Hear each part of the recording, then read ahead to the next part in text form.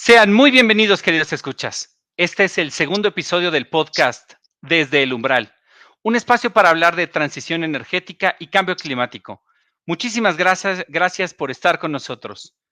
El día de hoy estamos muy felices de contar con un invitado especial, espectacular. Damos la bienvenida al maestro Guillermo García Alcocer. Guillermo es director de Planeación y profesor de Economía y Regulación en el ITAM y miembro de Comexi. Cuenta con más de 30 años de experiencia en el sector financiero y energético. Se desempeñó como comisionado presidente de la Comisión Reguladora de Energía de 2016 a 2019. Trabajó 9 años en la Secretaría de Energía y otros 9 años en la Secretaría de Hacienda y Crédito Público. Fue miembro por 3 años del Electric Power Research Institute. Comenzamos. Desde el Umbral, con Viviana Patiño y David Rosales, un podcast sobre la transición energética y el cambio climático. Bienvenidos. Estimado Guillermo, ¿cómo estás? Muy buenas tardes, días, noches, desde donde nos escuchen. Bienvenido a Desde el Umbral. ¿Cómo estás? Muy bien, muchas gracias por la invitación, Viviana, David, un gusto estar con ustedes. Felicidades por este nuevo ejercicio. Es un honor contar con tu presencia, Guillermo. En este espacio estaremos entrevistando a grandes personalidades del país, cuyo conocimiento y experiencia nos permitirá entender mejor, o eso esperamos, los desafíos, las oportunidades y las posibles soluciones hacia un futuro energético justo y sostenible. Nos gusta tener una charla relajada, estimado Guillermo, muchas gracias de nuevo. Y bueno, pues uno de los propósitos de este podcast incluye sin duda conocer un poco más de la historia personal de nuestros invitados y cómo se convirtieron en líderes en materia energética. Y por ello, pues si me permites, quisiera ir entrando en materia. Guillermo, tú comenzaste en temas energéticos, ya estando en la Secretaría de Energía, seguramente un poco también mientras colaboraste en la Secretaría de Hacienda. Yo tuve el honor de conocerte en aquellos años en CENER, en la década pasada. Y bueno, pues tú siempre estabas en hidrocarburos, ¿no? Tú mismo para mí eres un ejemplo de cómo también las carreras viven el proceso de transición energética, en tu caso, posteriormente hacia energías limpias. Así es que, si nos permites, pues cuéntanos sobre tu carrera y tu inicio, cómo empezaste, cómo fue el cambio después para abordar temas y los desafíos del cambio climático. Pues es toda una historia, porque, pues, como bien mencionas, yo empecé mi carrera profesional en los 90s. Y en los 90s, pues este tema de la transición energética, pues estaba por ahí, había quien hablaba de las afectaciones al medio ambiente, todavía no se acuñaba estos términos modernos de la emergencia energética o la emergencia climática.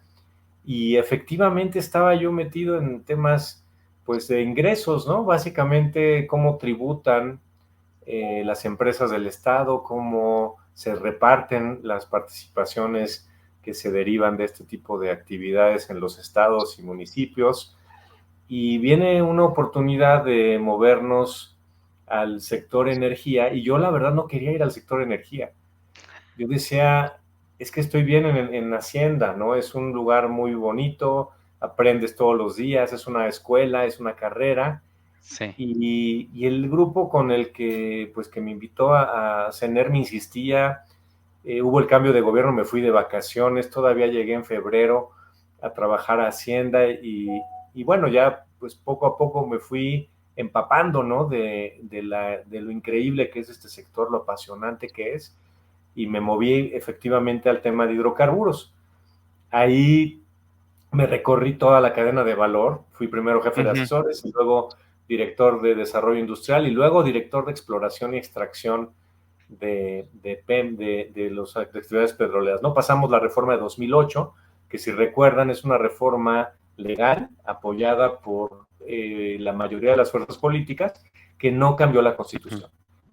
Y va pasando el tiempo y cambia la administración, me toca entregar la oficina de la Subsecretaría de Hidrocarburos, el subsecretario se va, unos meses antes del cambio de administración me dejan encargado del despacho y yo recibo a la administración de 2012. Y en ese momento había una gran intensidad de trabajo tú recordarás el tema del gas de Perú, que nos iban a dejar de abastecer el gas que llegaba a Manzanillo, y le pedían a la nueva administración que fuera a Perú a negociar que no nos dejaran de mandar gas. de Perú, que tenía un contrato muy atractivo para México, pero no era tan atractivo para el país del sur. Y entonces nos encerramos en los primeros días del sexenio. Yo ya estaba haciendo maletas, cerrando cajas, ya sabes, saliéndome de la oficina, y me dice, no, no, espérese tantito, platíquenos del gas, ¿no? Nos encerramos 15 días con la nueva administración, se van a Perú, tienen una buena negociación, y me dicen, al regreso, me dicen, oye, ¿qué vas a hacer? Y yo, pues yo quiero descansar, ¿no? Llevaba yo 6 años de prácticamente no dormir, y bueno, la historia fue pues simpática porque me dijeron, pues espérese un par de semanas, que acabe el año y ya en enero platicamos, ¿no? Y bueno, pues órale, vamos a platicar en enero. Esa plática ya nunca regresó, ¿no? Ya simplemente, pues, digamos, el equipo que había trabajado la reforma 2008 se quedó a completar la reforma 2013. Y en el ejercicio de la planeación de la reforma 2013, a mí me tocó llevar la pluma de hidrocarburos. O sea, Claro. digamos, cuando los jefes, tú lo viviste, cuando los jefes, las jefas se iban a dormir, pues nosotros nos quedábamos a escribir y a presentar a la mañana siguiente los textos que se iban a negociar y que se iban a platicar. Y siempre tú recordarás la reforma eléctrica, pues era algo tangencial, era algo que se llevaba, pero que no necesariamente era el objetivo de la reforma 2013. Era algo que, pues a lo mejor va a salir, pero si no sale tampoco es grave, porque la reforma era la de hidrocarburos. Entonces en hidrocarburos a mí me revisaban la coma, el punto, con el equipo de Rosanetti llevaba toda la parte de downstream, yo llevaba la parte de upstream y a mí me tocaba integrar. Electricidad, pues iban haciendo su reforma. Al final de las sesiones maratónicas, en las 2, 3 de la mañana, decían, oigan, ¿cómo van los eléctricos? Ah, pues van acá, y nos platicaban, ¿no? Y bueno, pues fue poco a poco el aprendizaje a partir de esas mesas que me di cuenta que algo estaba pasando en ese segmento y que iba a ser muy interesante, ¿no? Finalmente, y para acabar esta parte de la charla, se da la oportunidad de concursar para ir a la Comisión Reguladora de Energía. Y la principal crítica que me hicieron, en medios inclusive, es que la CRE ve tanto la parte eléctrica como la parte de downstream. En downstream, midstream, sobre todo midstream, ¿no? La parte de transporte, almacenamiento y distribución de hidrocarburos. En esa parte no tendría un problema porque ya había pasado por el área que tú también encabezaste en un momento dado. Pero en la parte eléctrica, pues sí tenía yo que ponerme a estudiar. Y esa fue una de las críticas importantes de algunas personas cuando yo me propuse para la CRE, ¿no? Y en cuanto llegué a la CRE, pues empecé a dejar de lado el hidrocarburo en términos de aprendizaje y me concentraba yo mañana, tarde y noche en electricidad, mañana, tarde y noche en electricidad. Y la verdad es que todavía no te puedo decir que le entiendo completamente, ¿no? O sea, no es una actividad tan directa, tan tangible, tan medible como el caso de los hidrocarburos, ¿no? Acá hay muchas variantes, hay un mercado, hay un tema de servicios conexos hipercomplejos. En el caso de hidrocarburos, pues siempre tienes la molécula, su movimiento, su precio y su calidad. Creo que básicamente en eso se puede resumir. Acá, pues cada electrón tiene una función, pero hay una serie de servicios conexos, más de 30, que todos tienen que ver con la operación, tienen que ver con el precio, tienen que ver con la tarifa, y pues llegué a tal grado a que ya no hablo de hidrocarburos, como bien mencionas, ¿no? Ya prácticamente todas mis intervenciones, todo lo que me he dedicado a platicar, a escribir, pues está enfocado a electricidad, y ahora pues hemos ido avanzando y ahorita estamos muy metidos en el tema de electromovilidad. Entonces ha sido, como tú dices, la transición energética en el servicio profesional. Me gustó mucho la analogía y muchas gracias por ella. Queridos escuchas, déjenme dar un pequeño contexto para la siguiente pregunta, puesto que estamos grabando este episodio del podcast en un fin de semana sumamente trascendente para el futuro de México. Se están discutiendo temas que son decisivos para nuestro país. El primero es la desaparición de los 7 órganos constitucionalmente autónomos, que al momento de esta grabación ya está aprobada en lo general y quedan aún pendientes la discusión de más de 50 reservas que se le hicieron para modificaciones en lo particular.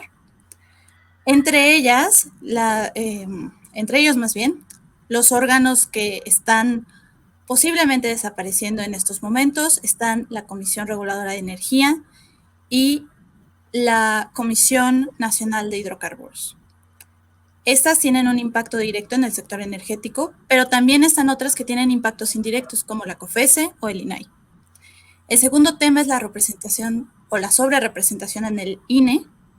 Y el tercer tema es que el lunes se debate ya la reforma al Poder Judicial.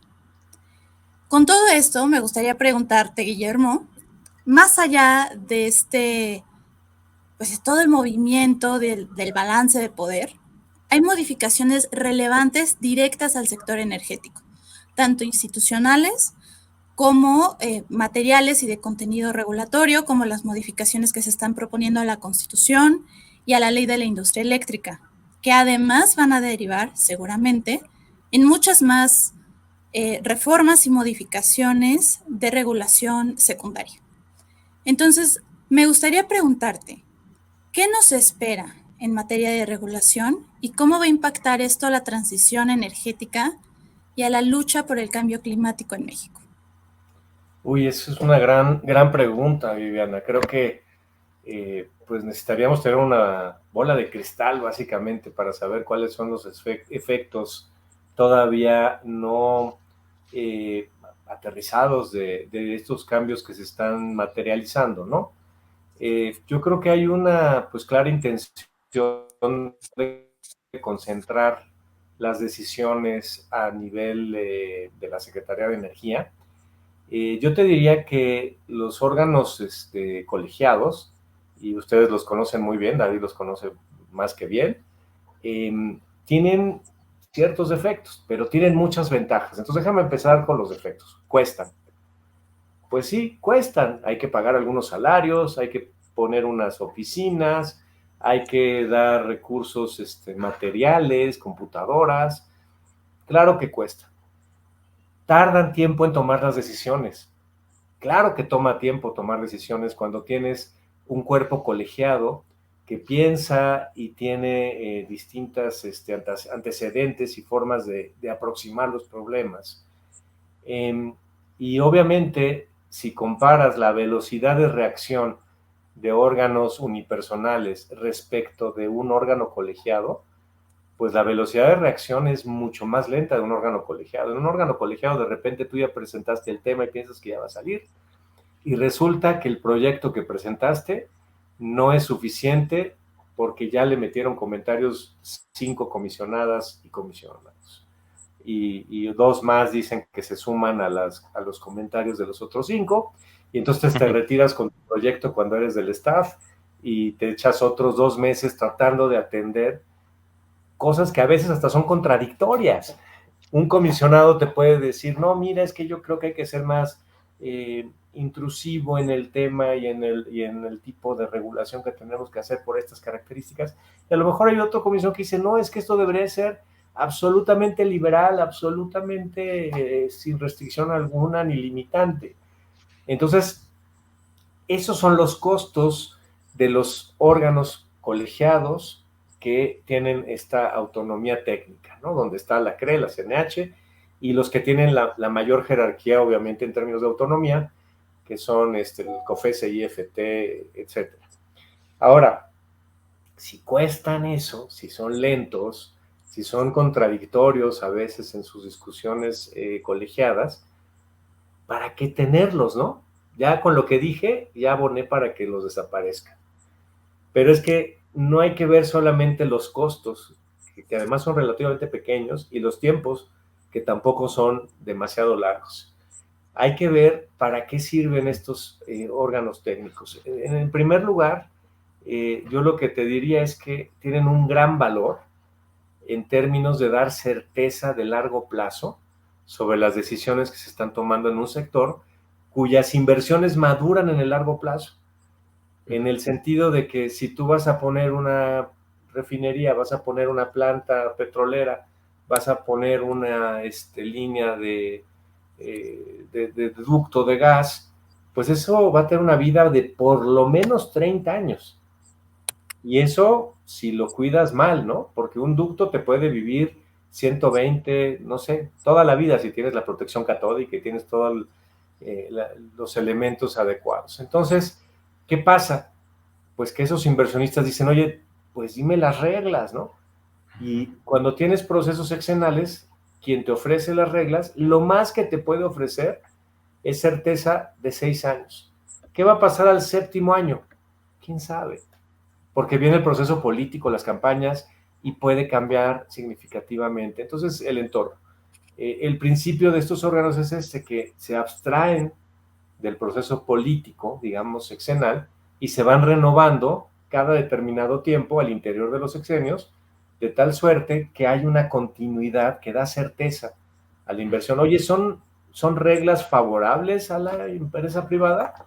Yo te diría que son reglas ciertas, no necesariamente bien recibidas, ¿no? Yo tenía, cuando estaba en la CRE, pues un departamento contencioso, porque se amparaban todas las empresas contra cualquier cosa que sacábamos, ¿no? Y eso te hablaba de que, pues obviamente escuchas a la industria y sacas tus reglas, les das certeza, pero no les vas a dar felicidad, ¿no? La función no era dar felicidad a las empresas, era darles certeza. Tal vez no les gustaban las reglas, tal vez pensaban que podían ser un poco mejores, pero ya con que escribas las reglas y digas, esto se va a quedar en lo que siga en este órgano, pues ellos ya podían regresar a sus oficinas, a hablar con los administradores de riesgos, sentarse con los abogados, porque con los abogados hay que sentarse a veces, ¿sabes? Y te sientas con estos especialistas y ya puedes tener una valoración del riesgo que estás enfrentando. Ya puedes ir a tu consejo de administración y decir, mira, así son las reglas, no me gustan, no son las que aplica la mejor práctica, que según, bueno, tal vez alguien es Chile o no sé dónde, pero ya las conozco, hay un marco establecido de por dónde me voy a poder mover. Y eso implica un riesgo de esta índole, y eso implica que podemos tener una inversión de esta cantidad con esta tasa de recuperación. Entonces, primer elemento, certeza a la inversión. Segundo elemento, pues tienes un ente que puede dirimir controversias al interior de un sector.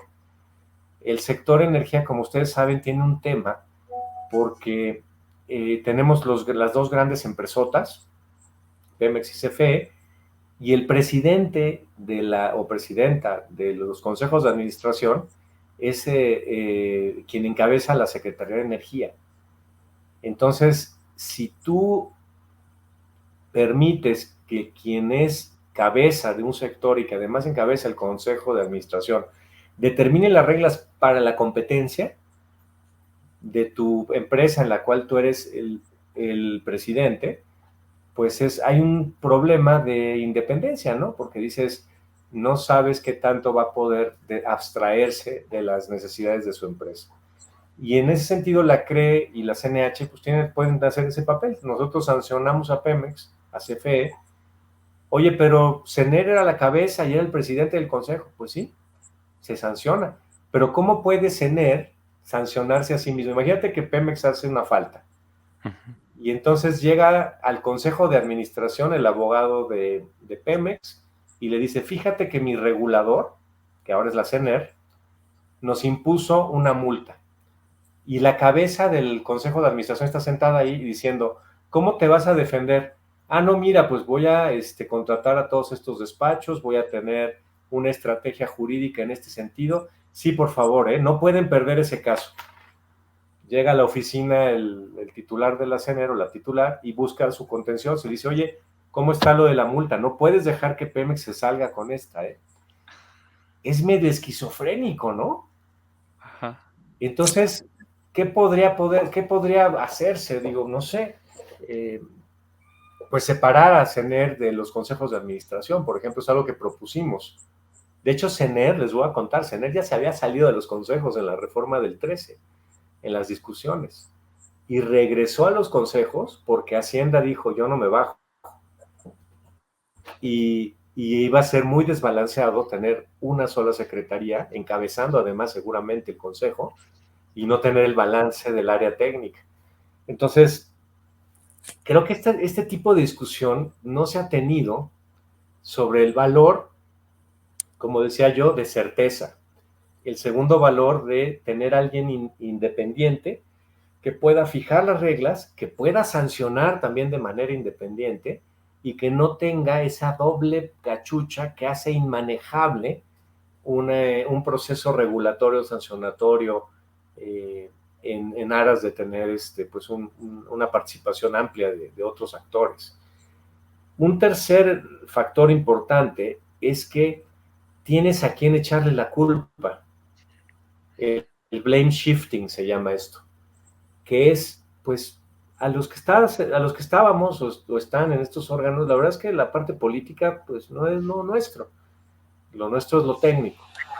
Y entonces tú puedes tomar decisiones técnicas que a lo mejor políticamente no son las más atractivas, ¿no? En términos de recibir el aplauso del amable público. El político puede decir, mira, yo estoy en el proceso político y quien está imponiendo estas medidas que no son del todo agradables para la población, aunque entiendo que son necesarias y que tienen una justificación, yo no las haría, diría el político, pues es ese órgano técnico de personas que pues están en la técnica, básicamente.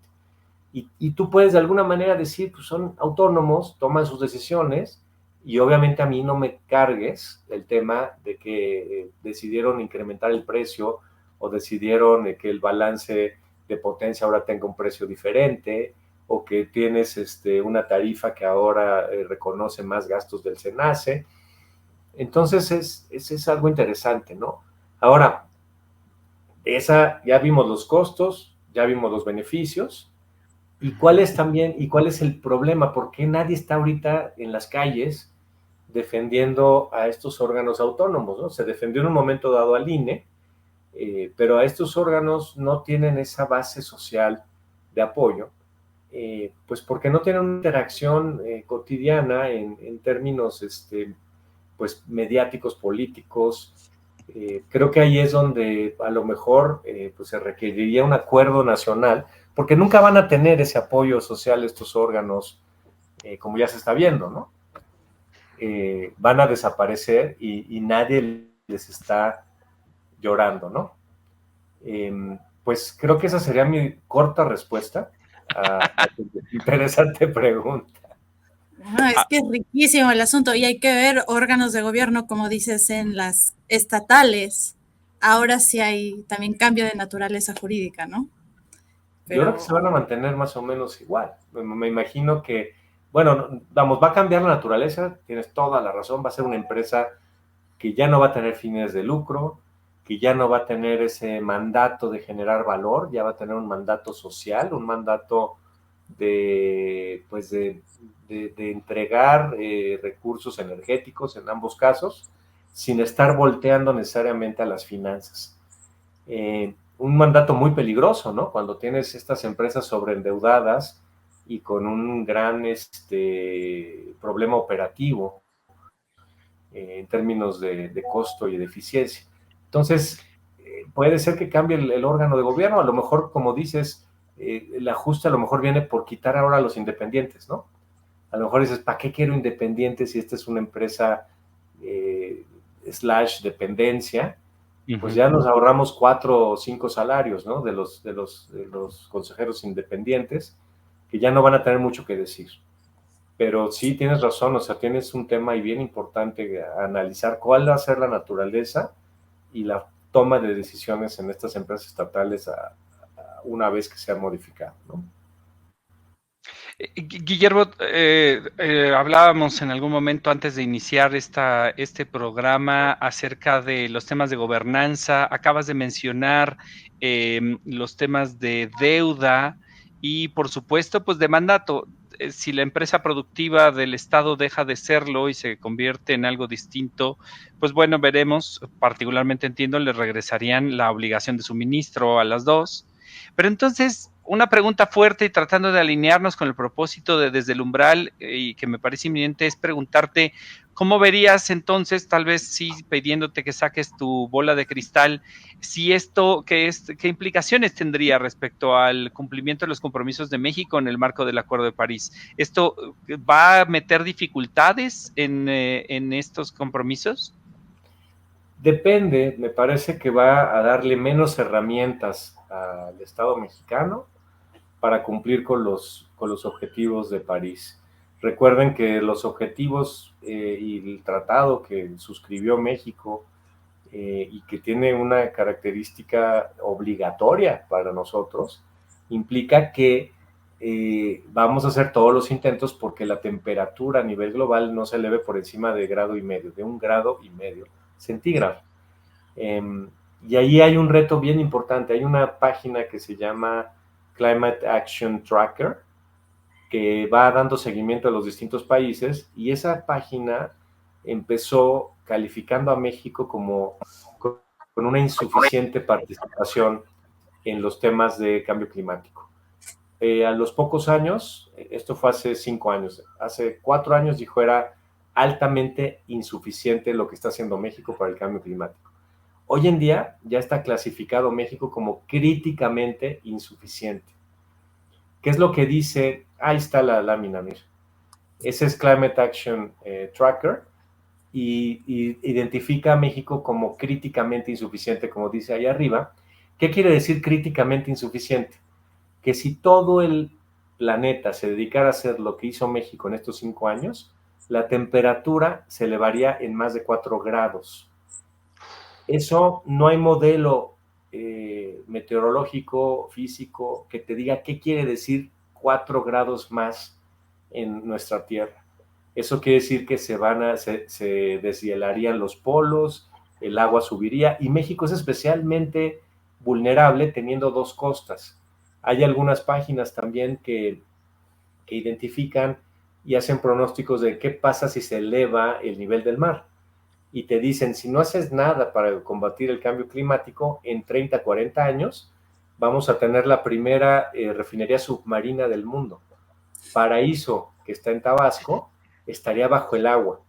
Y entonces vamos a tener que diseñar seguramente diques y elementos para contener el mar, y va a ser pues obras titánicas como las que hacen los holandeses, ¿no? Pero ese es el gran tema, ¿no? Que es, tenemos una caja de herramientas gigantesca el día de hoy. Oye, ¿tienes que usar todas las herramientas que tienes hoy en la ley, en la Constitución? No, tú escoge qué te gusta, qué pudieras usar, cómo pudieras aprovecharlas.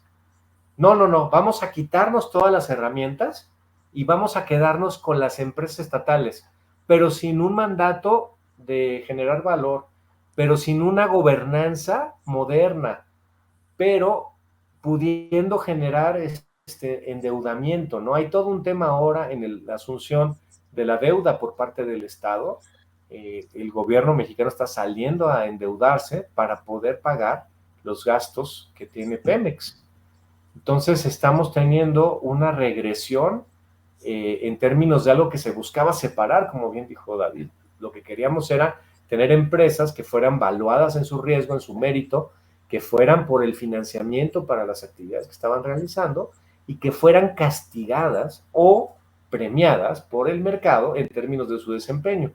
¿Qué es lo que pasa cuando cambias esta naturaleza de las empresas del Estado? Se vuelven dependencias, se vuelven un elemento más en la hoja de gasto y van a ser alimentadas por una hoja de ingreso que es el gobierno mexicano saliendo a endeudarse.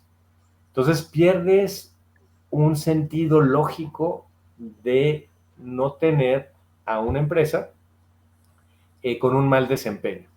Entonces, ¿qué en la nota, digamos, no optimista es lo que estoy mencionando? En la nota optimista, sí, muchas cosas se pueden hacer aún en un método, en un sistema restrictivo.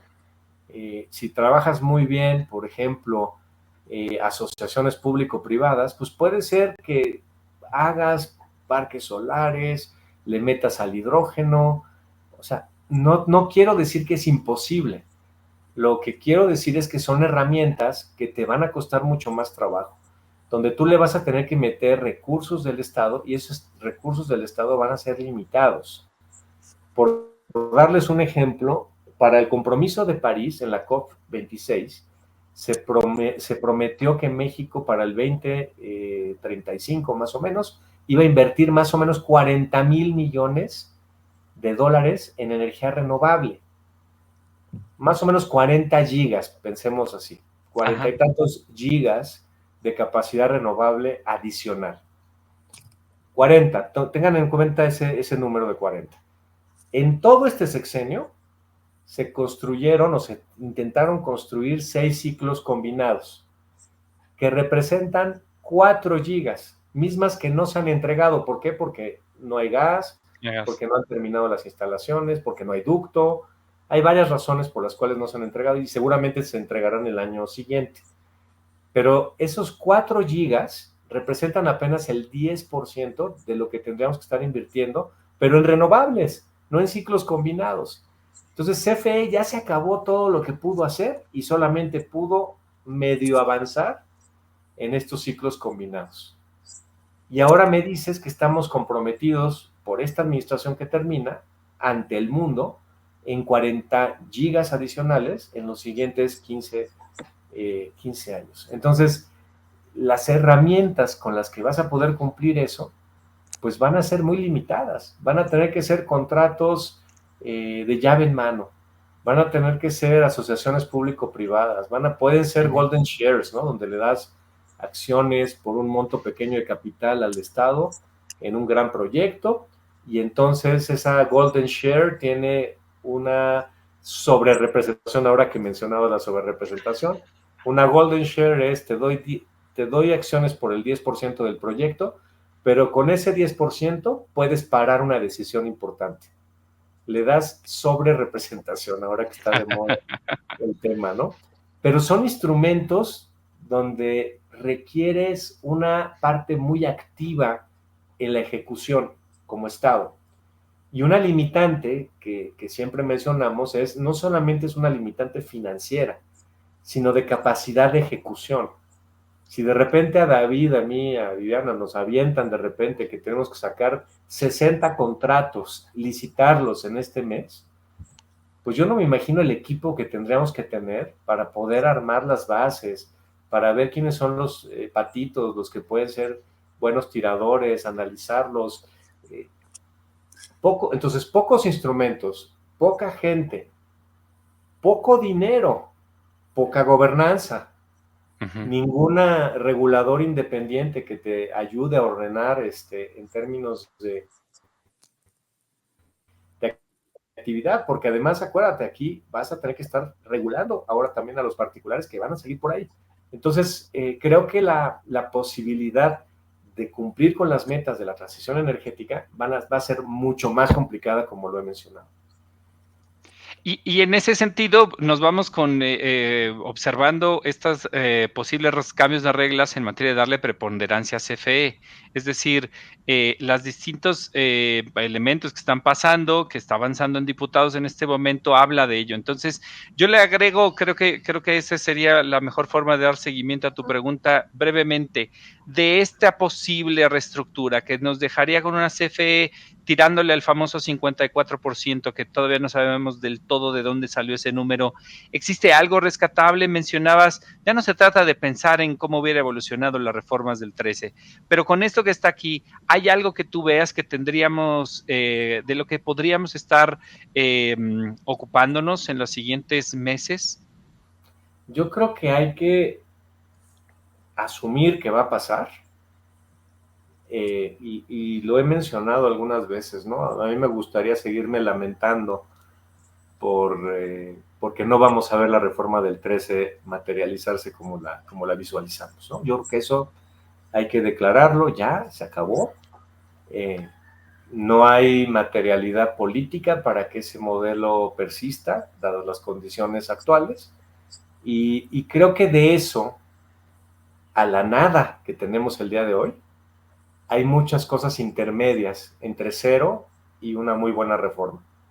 Entonces, si se diseñan estas colaboraciones con con el Estado mexicano, en donde se establecen esos límites de cómo participaría esta nueva CFE preponderante, en donde pudiéramos hablar de, pues de contratos atractivos, con incentivos, ¿no?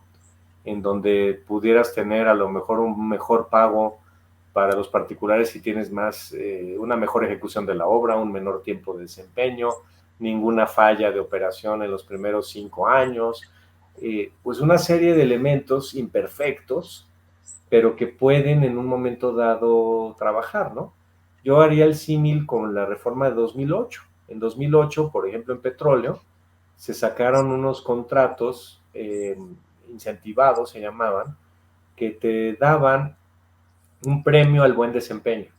No te permitían compartir riesgo, no era una actividad empresarial, era una actividad de servicios, pero que alineabas de alguna manera los intereses de Pemex con los del propio desarrollador. Pues ese tipo de esquemas habrá que traerlos al sector energía y digamos, en el mejor escenario, a lo mejor lo que se pudiera hacer es decir, pues ¿por qué no primero nos ponemos de acuerdo en qué queremos como país? Creo que ese es el gran error que hemos tenido. Porque cuando le preguntas a CFE, oye, ¿estás invirtiendo menos que en la administración anterior? No, estoy invirtiendo los máximos históricos. Oye, ok, estás invirtiendo, sí estás invirtiendo. ¿Cuánto se necesita? Siempre te dicen, estamos invirtiendo un chorro. Oye, pero es que ese chorro nos está dejando demanda sin atención. Tenemos empresas en todo el país que están pidiendo energía y no se les está pudiendo dar. Tenemos apagones rutinarios ya en las ciudades del país. Y entonces CFE nos dice, es que yo estoy invirtiendo lo más que se ha invertido históricamente. Que hay sus dudas, ¿no? De que si esto sea cierto. Pero supongamos por un momento que sí está invirtiendo un monto histórico. ¿Qué relevante es eso? Tú no tienes que medirte contra lo que hiciste ayer. Yo, por ejemplo, puedo correr 2 kilómetros. Si ahorita te digo mañana, mira, ya logré correr 3 kilómetros. No, amigo, estás entrenando para un maratón. Así está CFE, tiene un maratón enfrente y te dice que ya subió de 2 a 3 kilómetros este fin de semana. Y el siguiente fin de semana a lo mejor incrementa 500 metros más. Y el maratón ya está corriendo, ¿no? Todos los países ya van avanzando, todo el mundo ya tiene a las empresas llegando a sus territorios. Estamos compitiendo con países de Centroamérica, de Sudamérica, con los estados del sur de Estados Unidos que están participando en la relocalización. Y entonces nosotros no podemos ponernos de acuerdo. Pero bueno, un poco cuál es mi planteamiento. Es, digamos, ¿qué queremos? El PRODECEN ya avanza en ese sentido, ¿no? De decir, acá queremos tener la electricidad. Acá queremos tener estos 10 centros, 20 centros de industriales importantísimos. A ver, ¿qué energía necesitas? Pues es tanto. Bueno, pues son 6, 7 gigas al año. Perfecto. Y CFE, ¿cuánto puedes de estos 6, 7 gigas al año invertir, administrar, llevar? No, pues yo puedo 1. Oye, no, espérate. A ver, échale ganas. No, pues puedo 1.5. ¿Seguro? ¿No puedes más? No hay manera. Somos serios en CFE y no podemos más de 1.5. Bueno, ¿quién va a llenar el espacio para llegar a 7 o a 6.5? Punto.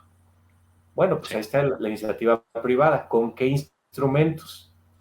Entonces ahí lo que tenemos que hacer, me parece, los que hemos tenido experiencia de gobierno, tenemos que ser increíblemente creativos para quitarnos el tema de regresar y tratar de llevar esto a ver, este puede ser un contrato interesante o este puede ser un proyecto interesante donde CFE participa de esta manera y dar los pasos para que esto se materialice.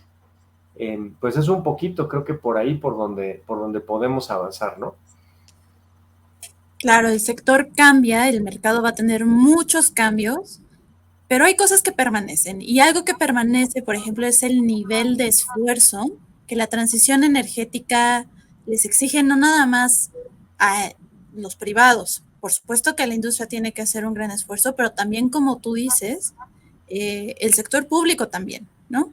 Entonces, permíteme preguntarte rapidísimo antes de cerrar.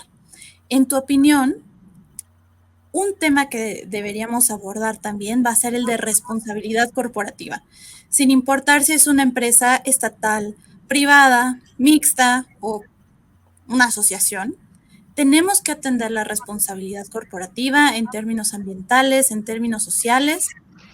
¿Qué hacemos? ¿Qué hacemos, Guillermo? ¿Adoptamos criterios como los ESGs, tal vez de manera vinculatoria, de manera opcional? ¿O tal vez adoptamos otro tipo de medidas regulatorias para poder avanzar hacia una actividad más responsable de las empresas? Sí, es un movimiento muy interesante el que mencionas, que tiene que ver con hacia dónde va la empresa, ¿no? Y de hecho el concepto de industria 5.0 tiene mucho que ver con lo que mencionas.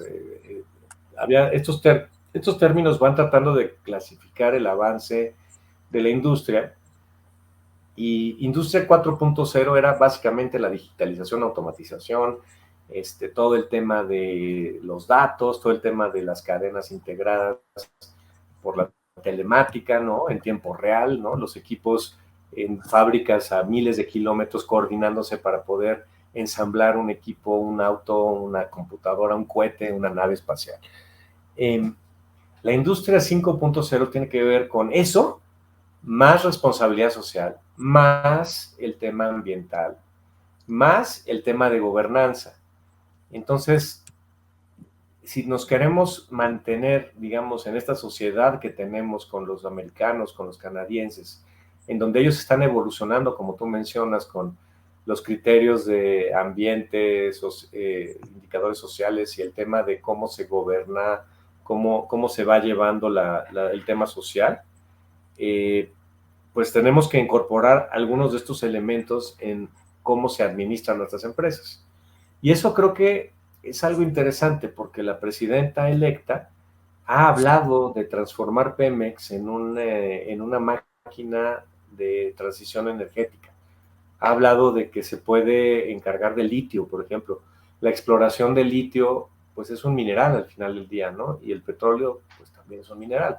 Es una explotación mineral, ¿no? En la mayoría de los países, las secretarías de minería o las secretarías de economía tienen también a su cargo la parte energética, de exploración, explotación. Entonces creo que ese tema, ese mandato, sobre todo el medioambiental, me parece que sí va a entrar al mandato que van a tener estas empresas estatales, y al que por naturaleza van a tener que tener los privados también, porque ellos tienen sus consejos de administración, ya sean nacionales o extranjeros, con consejeros independientes jóvenes que están pidiendo, exigiendo, diría yo, siempre este tema de cómo voy a cumplir con mi responsabilidad social, ambiental y de gobernanza, de inclusión. Hay una serie de cosas que estamos muy atrasados, francamente. Entonces, esa parte creo que ahí puede haber una luz, ahí puede haber un tema interesante en términos de su incorporación, dado que, como bien decía David, viene el cambio constitucional, pero el cambio legal tienen que rehacer las leyes, básicamente, ¿no? Y en eso va a tener que incorporar esto que menciona Viviana, sin duda. Fantástico. Muchísimas gracias, estimado Guillermo, por habernos acompañado en esta ocasión en Desde el Umbral. Este es un espacio creado para hablar de transición energética, y creemos fervientemente que desde el Umbral tenemos un punto de vista privilegiado para ver cómo la humanidad llegó hasta aquí, pero también para ver hacia el futuro, un futuro que esperamos sea sostenible. Muchísimas gracias, Guillermo.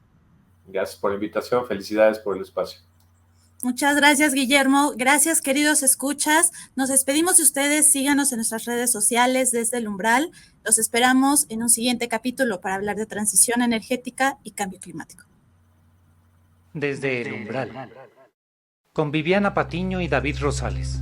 Un nuevo espacio para la comprensión de los desafíos y soluciones en el camino hacia el futuro de la energía, con entrevistas a líderes y expertos del sector energético mexicano.